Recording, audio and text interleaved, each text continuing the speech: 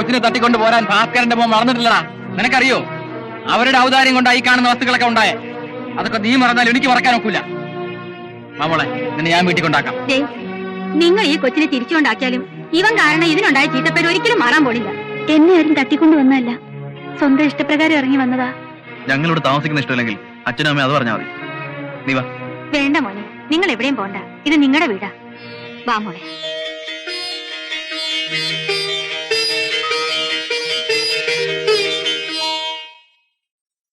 ഹരിയേട്ടാ, ഞാൻ എത്ര ദിവസമായി പറയുന്നു ലോൺ എടുത്തൊരു സ്കൂട്ടർ വാങ്ങിക്കണമെന്ന്. റോയ് സാർ ജാമ്യം നിന്നോളും. ഞാൻ മേഴ്സിയോട് പറഞ്ഞ എല്ലാ കാര്യങ്ങളും ഏർപ്പാടാക്കിയിട്ടുണ്ട്.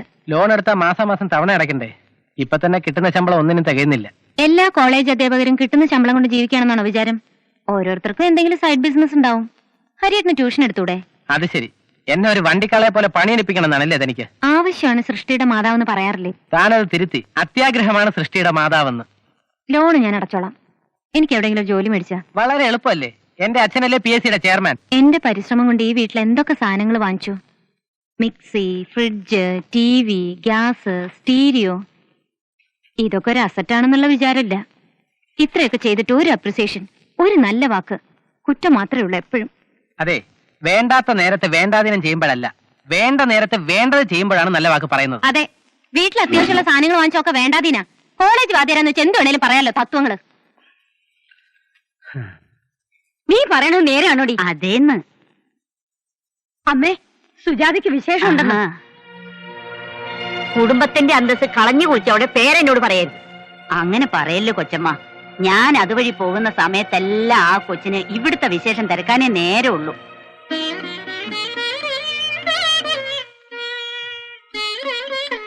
അവക്ക് സുഖാണോടി? പിന്നെ അവരാ കൊച്ചിനെ പൊന്നുപോലല്ലേ നോക്കുന്നേ. എന്റെ ഗുരുവായൂരപ്പ, അവള് നന്നായിരിക്കണേ.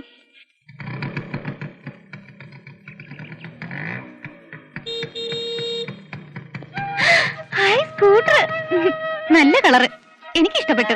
എല്ലാം തന്റെ ഇഷ്ടപ്പെടിയാണല്ലോ. എന്നാലും ഹരിയേട്ടൻ ഞാൻ പറഞ്ഞ പോലെ സ്കൂട്ടർ വാങ്ങിയല്ലോ. എന്റെ ആഗ്രഹങ്ങളോ നടക്കുന്നില്ല, തന്റെ ആഗ്രഹങ്ങളെങ്കിലും നടക്കും. ഹരിയേട്ടാ, നമുക്ക് ഇപ്പൊ തന്നെ ഹരിയേട്ടന്റെ വീട്ടിലോ എന്റെ വീട്ടിലോ ഒക്കെ ഒന്ന് പോണം. പോവാം. നിന്നെ നമ്മുടെ വീട്ടുകാരെ ഒരു സന്തോഷ വാർത്ത കൂടെ അറിയിക്കാനുണ്ട്. തന്റെ ജോലി ശരിയായിട്ടുണ്ട്.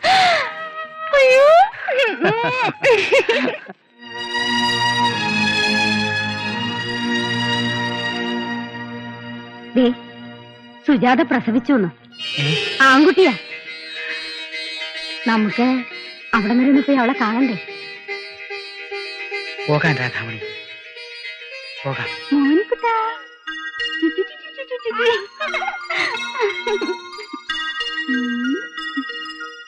ഏട്ടത്തി, ഇതാരാ പറഞ്ഞേ നോക്കിയേ.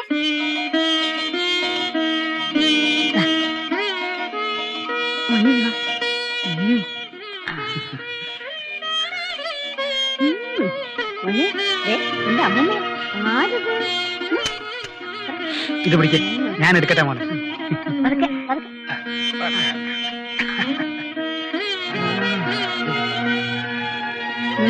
അവളെ പോലെ തന്നെയാ എന്റെ ചക്കര കുട്ടാ. നീ അപ്പനെ കണ്ടോടാ.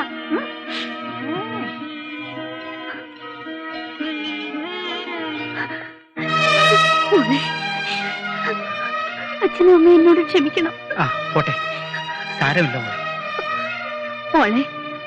നിന്റെ കുഞ്ഞിന് ഓതിരവും മാലയും വളയും ഒക്കെ ഉണ്ടാക്കി തന്ന ആഗ്രഹമില്ലാഞ്ഞിട്ടല്ല, പക്ഷെ ഇപ്പൊ അമ്മയ്ക്കും അച്ഛനും ഇത് മാത്രമേ കഴിയുമോ? എന്റെ അമ്മ ഇത് ഒന്നുമില്ലെങ്കിലും അച്ഛനും അമ്മയും മോനെ കാണാൻ വന്നില്ലേ, എനിക്കത് മതി.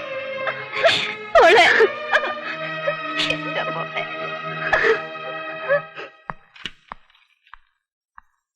എന്താ ഇത്ര വൈകിയത്?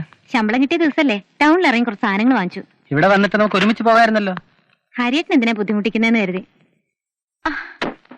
ശമ്പളം മുഴുവൻ പൊടി പൊടിച്ച മട്ടുണ്ടല്ലോ. ഏയ്, കുറച്ചേ വാങ്ങിയുള്ളൂ. ഞാനൊരു ബാങ്ക് അക്കൗണ്ട് തുടങ്ങി.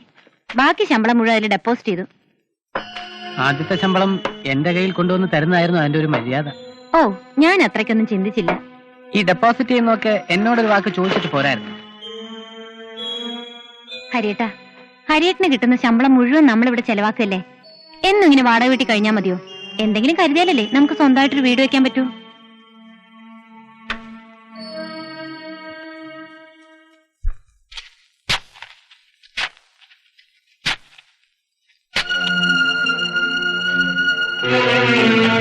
അയ്യോ ദേ, എന്ത് പറ്റി? മോനെ, അപ്പോ കാര്യങ്ങൾ തുറന്നു പറയുന്നതിൽ വിഷമം തോന്നരുത്. കഴിഞ്ഞ 4 വർഷമായി നിങ്ങളുടെ ഭർത്താവിന് ഈ രോഗം തുടങ്ങി.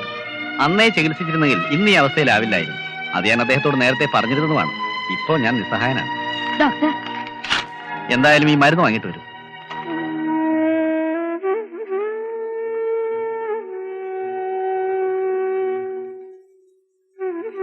മോനെ ഇതൊന്നും വാങ്ങിച്ചോണ്ട് വാ.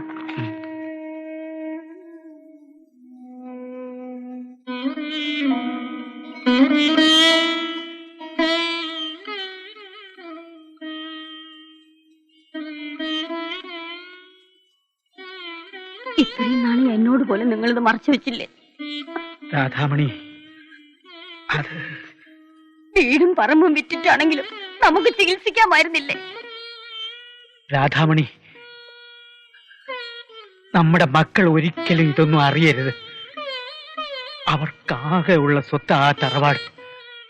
അത് വിറ്റിട്ട് എന്നെക്കൊണ്ട് നമ്മുടെ മക്കൾക്ക് വേണ്ടി ഇത്രയേ ചെയ്യാനാവൂ.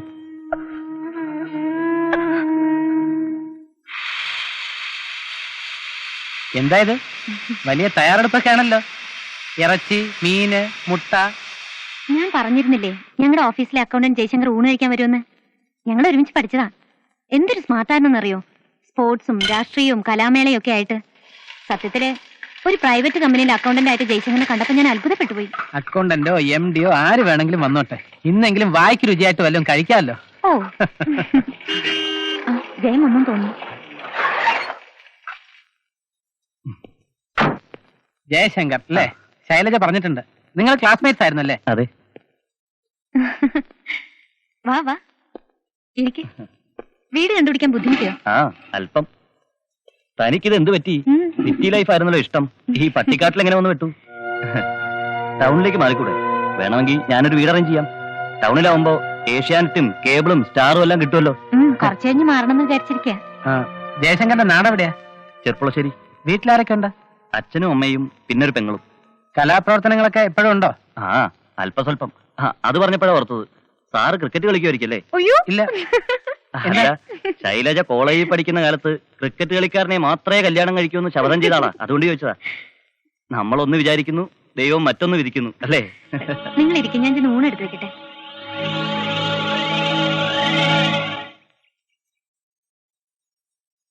ഹരിയേട്ടനില്ലേ? എന്താ അപ്പോ? അച്ഛന് ഹരിയേട്ടനെന്ന് കാണണമെന്ന് പറഞ്ഞു. ഹരിയേട്ടനെ നോക്കി തന്നെ ഞാനും നിൽക്കുന്നേ. ജയേട്ടന്റെ കല്യാണത്തിന് ഒരാഴ്ച മുമ്പെങ്കിലും അവിടെ ചെല്ലണമെന്ന് പറഞ്ഞിരുന്നതാ. തലേ ദിവസമെങ്കിലും ചെന്നില്ലെങ്കിൽ മോശമല്ലേ? അപ്പോ ഇരിക്കുന്നോ? ഇല്ല. കല്യാണം കഴിഞ്ഞ ഉടനെ അവിടെ എത്താമെന്ന് അച്ഛനോട് പറഞ്ഞേക്ക് കേട്ടോ.